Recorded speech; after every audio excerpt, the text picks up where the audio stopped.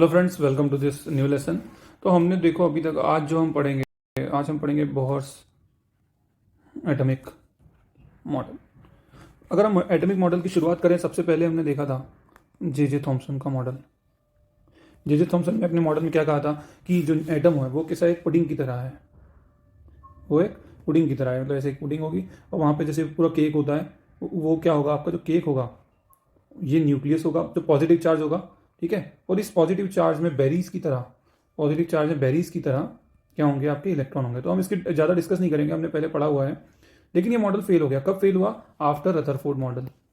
After Rutherford model, जब Rutherford ने discovery करी, हुआ student of J J Thomson. जब रदरफोर्ड ने डिस्कवरी करी तो रदरफोर्ड उस टाइम तक ये एस्टेब्लिश हो चुका था कि न्यूक्लियस आपका सेंटर में होता है और उसके अराउंड जो होता है वो इलेक्ट्रॉन ऐसे रिवॉल्व करते हैं। ठीक है, ऐसे इलेक्ट्रॉन रिवॉल्व करते हैं। ये रदरफोर्ड के मॉडल के बाद से एस्टेब्लिश हो चुका था। रदरफोर्ड ने जो बताया था, अब ये वाला जो मॉडल था ये क्या था फ्रेंड्स, ये एक, इसको हम बोल सकते हैं प्लानिटरी मॉडल था। प्लानिटरी मॉडल क्यों बोलते हैं? This model was based on classical mechanics. Classical mechanics, ठीक है, जो मोशन के, जो न्यूटन्स के जो लॉ है जनरल मोशन के, ये उस पर बेस्ड था। प्लानिटरी इसको इसलिए बोलते हैं क्योंकि जैसे सन के अराउंड प्लानिट रिवॉल्व करते हैं, वैसे ही इस मॉडल को भी कंपेयर कर सकते हैं, तो इसलिए इसको प्लानिटरी मॉडल भी बोल देते हैं। This was based on classical mechanics. अब क्लासिकल मैकेनिक्स जो न्यूटन के लॉ पे बेस्ड था, तो क्लासिकल मैकेनिक्स में ही एक लॉ था, वो लॉ ये बोलता था कि अगर कोई भी चार्ज्ड बॉडी, अब जैसे यहाँ पे न्यूक्लियस है, तो न्यूक्लियस क्या कर रहा है, इसको अट्रैक्ट कर रहा है। ठीक है, और उसके बाद ये एक फोर्स तो ये हो गया, और दूसरा फोर्स क्या हुआ, जब ये इलेक्ट्रॉन ऐसे बाहर जा रहा है, तो जब बाहर की तरफ जा रहा है तो एक फोर्स क्या हो गया, सेंट्रीफ्यूगल फोर्स हो गया। तो ये दोनों फोर्स बैलेंस करते हुए चलते हैं तो आगे ये चलता है। ठीक है, अब एक क्लासिकल मैकेनिक्स में एक लॉ है जो पहले किसी ऑब्जर्वेशन को एक्सप्लेन करने के लिए बताया होगा। साइंस के बारे में आप समझना, व्हाट इज साइंस। तो science is mainly the answer of how, कैसे। कुछ भी साइंस में कोई ऑब्जर्वेशन होती है उसको हम एक्सप्लेन करते हैं तो वो साइंस बन जाती है। यहाँ पे भी यही हुआ। क्लासिकल मैकेनिक्स में एक लॉ आया जो बोलता है कि अगर कोई चार्ज्ड बॉडी है वो रिवॉल्व कर रही है, तो वो क्या होगा, एनर्जी उसकी लूज होगी। ठीक है, क्यों? क्योंकि चार्ज बॉडी जब इस तरह से जाती है तो वो एक तरह से एक्सेलरेट करती है। In terms of radius distance के टर्म्स में वो स्पीड चेंज नहीं होती, बट क्योंकि उसकी रेडियस चेंज होती है तो वो एक्सेलरेशन में मानी जाती है। अब वो एक्सेलरेट करती है तो उसकी एनर्जी लूज होती है। तो रदरफोर्ड के मॉडल में एक ये प्रॉब्लम आ गई थी, ये न्यूक्लियस है, ये इलेक्ट्रॉन है, तो वो अब जैसे ये गया, फिर ये एनर्जी लूज करेगा, ये लूज करते करते एक टाइम पे आके न्यूक्लियस से टकरा जाएगा। ठीक है, अब ये क्लासिकल मैकेनिक्स का लॉ, रदरफोर्ड जब ये क्लासिकल मैकेनिक्स भी चल रहा था, तो ये वाला जो एक ऑब्जर्व लॉ था क्लासिकल मैकेनिक्स का, चार्ज बॉडी वाला, कि चार्ज बॉडी जब एक्सेलरेट करती है तो एनर्जी लूज करके वो न्यूक्लियस से टकरा जाती है, तो ये वाला लॉ यहाँ पे भी अप्लाई किया गया। अब जब यहाँ पे अप्लाई किया गया, दूसरे साइंटिस्ट ने जब यहाँ पे अप्लाई किया, तो इसके अकॉर्डिंग क्या हुआ, इसके अकॉर्डिंग तो ये हो गया कि जो एटम था वो क्या था, अनस्टेबल था। लेकिन एक्चुअल में तो एटम्स स्टेबल है, तो ये यहाँ पे आके फेल हो गया, समझा नहीं पाया।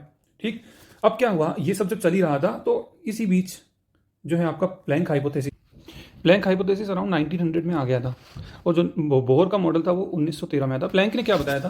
प्लैंक ने बताया था कि जो लाइट होती है ना, वो फोटोन्स में होती है, मतलब उसके अंदर फोटोन्स होते हैं। ऐसा नहीं होता वो कंटिन्यूस होती है। अभी फोटोन्स कैसे होगा, जैसे लाइट है आपकी, तो ये ऐसा नहीं होगा, मान के चलो लाइट की कोई यूनिट है, जैसे कि यूनिट है 1 मान लो, तो ऐसा नहीं होगा कि 1, 1.1, 1.2, 1.3 वो ऐसे बढ़ता जाए। नो, जो वो क्वांटा के हिसाब से बढ़ेगी। अगर मान के चलो हर क्वांटा की यूनिट जो है आपकी एक, फिर इसका भी एक, हर का जो वैल्यू है 1, 1 है, तो ये बढ़ेगा कैसे, 1, फिर ये 2 होगा, फिर ये 3 होगा, फिर ये 4 होगा, इस तरह से बढ़ेगा। ये ऐसे नहीं बढ़ेगा 1, 1.1, 1.2, इस तरह से नहीं बढ़ेगा, ये क्वांटा के हिसाब से बढ़ेगा। ये प्लैंक का हाइपोथेसिस था।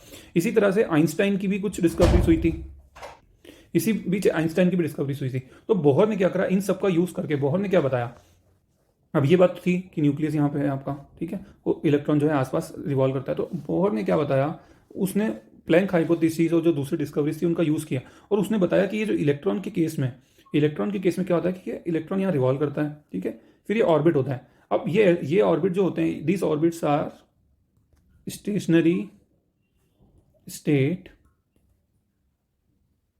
Orbits, this orbits are stationary state orbits. मतलब क्या होता है कि यहाँ पे एनर्जी जब वो ऐसे स्पाइरल मोशन करता है तो लूज नहीं करता। ये यहाँ पे उसने क्लासिकल मैकेनिक्स से अलग जाके बोल दिया कि इलेक्ट्रॉन के केस में ऐसा होता है। ठीक है, हालांकि इसको बहुत अच्छे से वो समझा नहीं पाया था, और यही चीज़ आगे जाके हम कहाँ समझेंगे, यही चीज़ हम आगे जाके डिटेल में समझेंगे जब हम पढ़ेंगे क्वांटम मैकेनिकल मॉडल। तो बोहर ने क्या बोला कि ये एक स्टेशनरी स्टेट ऑर्बिट्स होते हैं, तो इलेक्ट्रॉन इसी में चलता है, और ये ऑर्बिट्स की वैल्यू भी क्वांटाइज होती है। मतलब ऐसा नहीं होता कि किसी भी ऑर्बिट में रिवॉल्व करेगा, कुछ एनर्जी की वैल्यू होती है, ये एनर्जी की वैल्यू होती है, कुछ रेडियस की वैल्यू होती है, ठीक है, उन्हीं रेडियस पे, उन्हीं एनर्जी पे, उन्हीं एंगुलर मोमेंटम पे इलेक्ट्रॉन रिवॉल्व कर सकता है। अब जैसे ये वाला ऑर्बिट है, ठीक है, ये पहला ऑर्बिट है, तो इसका मान के चलो कुछ रेडियस है, तो ऐसा नहीं होगा कि ये इधर भी इधर भी इधर भी इधर भी इधर भी हर रेडियस में ये करेगा, नो, कुछ फिक्स वैल्यू है, सिर्फ उन पे ही ये जो इलेक्ट्रॉन है वो रिवॉल्व करेगा। अब उसने और क्या बोला, उसने ये बोला कि ये जो ऑर्बिट्स हैं, जब इलेक्ट्रॉन यहाँ घूमेगा तो ये एनर्जी लूज नहीं करेगा, ठीक है, इसने ये बोल दिया। बाद में इसको ये एनर्जी लूज क्यों नहीं करेगा, क्वांटम मैकेनिकल मॉडल में अच्छे से समझाया गया, ठीक। उसने ये बोला कि ये जो इलेक्ट्रॉन यहाँ पे है ये एनर्जी लूज नहीं करेगा, हाँ अगर ये एनर्जी गेन करेगा तो ये क्या होगा, जो नेक्स्ट स्टेशनरी स्टेट है, जैसे मान के चलो suppose this is E1, this is E2, तो अगर जो नेक्स्ट एनर्जी स्टेट है ये अगर एनर्जी लूज करेगा तो उसमें चले जाएगा, और उतनी एनर्जी लूज करके फिर से E1 में भी आ जाएगा, ठीक। तो ये क्योंकि बोहर ने एक क्वांटाइजेशन का कॉन्सेप्ट यूज किया था, क्वांटाइजेशन का कॉन्सेप्ट यूज किया था, इसीलिए बोहर के मॉडल को हम क्या बोलते हैं, बोहर के क्वांटम को हम बोलते हैं semi quantum mechanical model, semi quantum mechanical model इसीलिए कहा जाता है, सेमी क्वांटम बोलते हैं। बाद में जब क्वांटम केमिस्ट्री आएगा तो क्वांटम, अभी तो इसने क्या समझा, इसने इलेक्ट्रॉन को समझा तो पार्टिकल ही, जब बाद में क्वांटम मैकेनिकल मॉडल आएगा तो हम देखेंगे कि बोहर की जो ऑब्जर्वेशन थी वो सही थी, पर वो उसको एक्सप्लेन नहीं कर पाया, और वो एक्सप्लेन कब हुई, जब पार्टिकल को वेव समझा गया, और वेव कब समझा गया, वेव समझा गया इन quantum mechanical model, quantum mechanical model में जब इसको वेव समझा गया तो जो है का ऑब्जर्वेशन को एक्सप्लेन किया गया, मतलब जो लेटेस्ट मॉडल है सबसे, जिसको हम समझ पाते हैं एटम को अच्छे से, that is quantum mechanical model. तो हमने ये देखा, एक बार और देखते हैं हम, फटाफट से देखेंगे। सबसे पहले थॉमसन का मॉडल आया, आपको पता है क्या है, देन रदरफोर्ड का मॉडल आया। रदरफोर्ड के मॉडल में ये एस्टैब्लिश हो गया न्यूक्लियस सेंटर में होता है, इलेक्ट्रॉन आसपास रिवॉल्व करता है, लेकिन क्योंकि रदरफोर्ड का model based on classical mechanics, तो वो क्लासिकल मैकेनिक्स की जो एक बात थी कि एनर्जी लूज करेगा जब रिवॉल्व करती है कोई बॉडी, तो वो अनस्टेबल, एटम का मॉडल अनस्टेबल हो रहा था। उसके बाद आपके आए बोहर, तो बोहर ने आपका एक ही पॉइंट बोला कि स्टेशनरी स्टेट ऑर्बिट्स हैं, ठीक है, और स्टेशनरी स्टेट जो ऑर्बिट्स हैं आपके, उसमें क्या होगा, इलेक्ट्रॉन की एनर्जी, एक क्वांटाइज्ड ऑर्बिट्स, क्वांटाइज्ड एनर्जी के ऑर्बिट होते हैं, वहीं वो इलेक्ट्रॉन घूमता है और वहाँ एनर्जी वो लूज नहीं करता। इलेक्ट्रॉन के केस में ऐसा नहीं होता, ठीक है, और अगर वो एनर्जी गेन करेगा तो दूसरे ऑर्बिट में जाएगा, एनर्जी लूज करेगा तो फिर से वो नीचे का जो क्वांटाइज्ड ऑर्बिट है उसमें आ जाएगा। तो ये बोहर ने बताया। तो बोहर के जो स्टेशनरी स्टेट ऑर्बिट है, इसमें हम मैथमेटिकल कैलकुलेशन करके एनर्जी निकाल सकते हैं, ऑर्बिट्स की रेडियस निकाल सकते हैं, एंगुलर मोमेंटम निकाल सकते हैं, एंगुलर फ्रीक्वेंसी निकाल सकते हैं, ठीक है। और एक बात ध्यान रखना, अगर एक चीज़ को आप क्वांटाइज कर दोगे ना तो बाकी सारी भी चीज़ें क्वांटाइज्ड हो जाएंगी, ठीक। तो अब हम नोट्स में देखेंगे कि किस तरह से लिखा हुआ है। देखो 1913 में आया, सेमी क्वांटम मैकेनिकल मॉडल बोलते हैं इसको। तो क्या असम्पशन थी कि electrons revolve around the nucleus in stationary circular path of fixed radius and energy, okay, this path are called orbits, these are numbered as n 1 2 3 up to n infinite and designated as k l m n etc. इनको हम shells बोलते हैं। तो ये समझ में आ रहा होगा आपको। These are now termed as principal quantum number, अब तो इनको प्रिंसिपल क्वांटम नंबर बोलते हैं। The farther the energy level, the greater is the energy associated with it। अब देखो इसका मतलब क्या है, अभी आप देखोगे कि ये सबसे नीचे वाला एनर्जी लेवल है, तो इसकी एनर्जी होगी नेगेटिव में। अब नेगेटिव का मतलब क्या है कि न्यूक्लियस के जो पास है, क्योंकि ऐसा समझा जाता है कि एनर्जी जितनी कम होगी उतना स्टेबल होगा, तो यहाँ पे ये सबसे पास वाला ऑर्बिट है, इसकी एनर्जी सबसे ज़्यादा नेगेटिव होगी। वाई? बिकॉज न्यूक्लियस के साथ इसका अट्रैक्शन है और इसकी एनर्जी कम हो जाएगी और ये स्टेबल हो जाएगा। थोड़ी सी दूर जाएगा तो एनर्जी तो नेगेटिव ही रहेगी, लेकिन जो वैल्यू है वो एब्सोल्यूट टर्म्स में वो क्या होगी, एब्सोल्यूट टर्म्स में चेंज हो जाएगी और वो थोड़ी पॉजिटिव हो जाएगी, ठीक है। जैसे ये -13 है तो ये -2 हो जाएगी, इस तरह से, ठीक है। तो जैसे जैसे बढ़ती जाएगी एब्सोल्यूट टर्म्स में वो वैल्यू कम होती जाएगी, ठीक है, पॉजिटिव की तरफ ज़्यादा बढ़ती जाएगी। Farther the energy level the greater is the energy associated with it, मतलब हायर एनर्जी में जो आपका इलेक्ट्रॉन होगा वो अनस्टेबल होगा। अगला पॉइंट कि इलेक्ट्रॉन डज नॉट लूज और gain energy as long as it remain in a particular orbit, but lose और gain of energy take place whenever electron jump from higher to lower और lower to higher orbit. तो यहाँ पे आप ध्यान रखना, जो हम law of conservation of energy पढ़ते हैं वो कितना अच्छे से अप्लाई हो रहा है। वाई? क्योंकि एनर्जी जब गेन करेगा तो ऊपर चले जाएगा, लूज करेगा तो वापस उसी ऑर्बिट में आ जाएगा, ठीक है। तो ई फाइनल इनिशियल ध्यान रखना, ठीक है। ये it is indirectly playings hypothesis of assuming quantisation, ठीक है। अब देखो आगे, angular momentum of moving electron is also quantised, ठीक है। Thus an electron can move only in those orbits for which its angular momentum is an integral multiple of h/2π, that is why only certain fixed orbits are allowed. अब देखो ये ना related है। अब angular momentum अगर quantized हो गया तो ऑब्वियसली ये रेडियस भी अपने आप ही क्वांटाइज्ड हो जाएगा, ठीक है, क्योंकि ये इक्वेशन में आएगा। तो अगर एंगुलर मोमेंटम, रेडियस की वैल्यू, एंगुलर मोमेंटम दोनों आपस में रिलेट है, तो अगर आप एक को क्वांटाइज करोगे तो दूसरा अपने आप ही क्वांटाइज हो जाएगा, ठीक है। तो ये एंगुलर मोमेंटम MVR, और जो इंटीग्रल वैल्यूज आएंगी है NH/2π की, एंगुलर मोमेंटम की जो वैल्यूज होंगी जो इस इक्वेशन को फॉलो करेगी NH/2π, तो वही जो है एंगुलर मोमेंटम अलाउड होगा, उतने ही रेडियस में अलाउड होगा। अदरवाइज वो अलाउ नहीं होगा। ठीक है, चलो अब ये जो एजम्पशन थी ये प्रूफ नहीं हुई थी, इसको प्रूफ किया था डी ब्रोगली ने। ठीक है, आगे हम पढ़ेंगे कैसे प्रूफ किया था, आगे हम देखेंगे जब डी ब्रोगली का ड्वेल नेचर हम पढ़ेंगे, ड्वेल नेचर ऑफ मैटर। अब डी ब्रोगली भी बड़े, इन्होंने क्या करा था कि आइंस्टाइन ने क्या लाइट को पार्टिकल माना था, फोटो इलेक्ट्रिक इफेक्ट को जब समझाया था आइंस्टाइन ने, तो आइंस्टाइन ने कहा था कि लाइट में पार्टिकल कैरेक्टर होता है। तो डी ब्रोगली ने थोड़ा सा दिमाग लगाया कि जब लाइट में पार्टिकल कैरेक्टर होता है तो पार्टिकल में light wave character light character क्यों नहीं होता।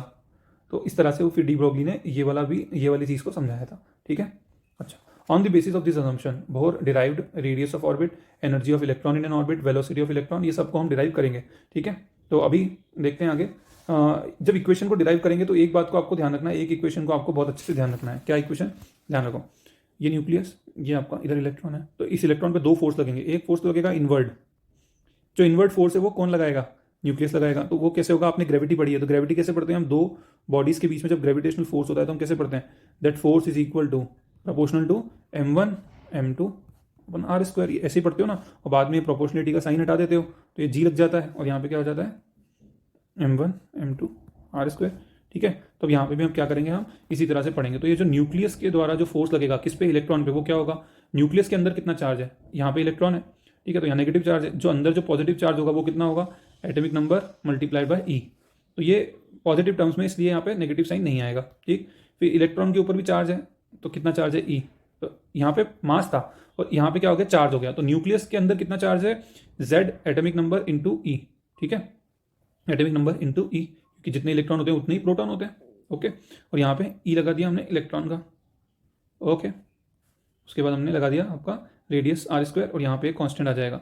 ठीक है, तो ये इस तरह से प्रोपोर्शनलिटी का साइन, और यहाँ पे एक कांस्टेंट हम के रख देते हैं, कुछ भी रख देते हैं। ठीक है, एफ एन, यहाँ पे के जेड ई, बाद में हम देखेंगे कांस्टेंट की वैल्यू कितनी होगी, 1/4 पाई। देखो यहाँ देखना, यहाँ पे जेड नहीं आएगा, because we are discussing about only one electron, तो यहाँ पे ई आएगा। और न्यूक्लियस तो पूरा न्यूक्लियस है, वो जो न्यूक्लियस के अंदर जो चार्ज है वो तो जेड ई के बराबर ही होगा। ठीक है, तो चार्ज, न्यूक्लियस के चार्ज का मैग्नीट्यूड क्या होगा, जेड ई, और यहाँ पे जो एक इलेक्ट्रॉन उसके अंदर चार्ज कितना है, ई। तो जैसे आप ये जो ग्रेविटेशन वाले में मास लेते थे, यहाँ पे हमको चार्ज का सिर्फ मैग्नीट्यूड लेना है, तो ये जेड ई न्यूक्लियस का चार्ज, ये वाला हो गया आपका इलेक्ट्रॉन का चार्ज, और डिस्टेंस आ गया। ठीक है, और ये कांस्टेंट की वैल्यू कितनी होगी, 1/4 पाई एप्सिलॉन। तो ये जो न्यूक्लियस के द्वारा जो फोर्स लगेगा वो कितना होगा, 1/4 pi epsilon Z e into e. इसको आप ऐसे भी लिख सकते हो, Z e square upon 4 pi r square. तो ये तो न्यूक्लियस का फोर्स हो गया। ठीक है, अब आप देखेंगे कि जो सेंट्रीफ्यूगल फोर्स है जो बाहर की तरफ लगेगा, ठीक है, वो क्या होगा, तो वो होगा आपका M V square by R, और न्यूक्लियस का यहाँ पे, तो जो दोनों फोर्स हैं, क्योंकि इलेक्ट्रॉन बैलेंस होकर सर्कुलर पाथ में मूव कर रहा है, ऐसा नहीं है कि वो बाहर जा रहा है और ऐसा नहीं है कि वो न्यूक्लियस के पास आ रहा है, वो बैलेंस्ड है। तो हम दोनों फोर्स को क्या करेंगे, इक्वेट कर देंगे। तो जब इक्वेट करेंगे तो क्या हो जाएगा,